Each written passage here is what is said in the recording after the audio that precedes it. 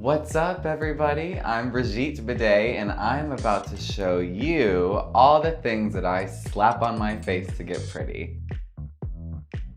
It's time to glue down those caterpillar eyebrows. This is the, of course, classic, iconic drag method of using Elmer's purple, disappearing purple glue. This is water-soluble, non-toxic, it's super safe, and very effective. Okay, so here we go. You just take your little glue stick and the dirtiest, nastiest comb that you can find. Any comb will do. First we go against the grain to coat the back of the hair.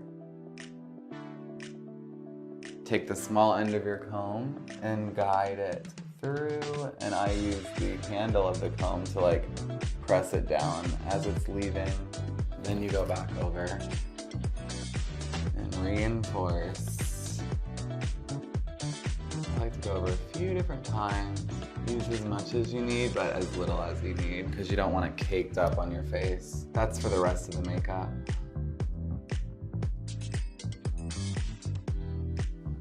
One brow down.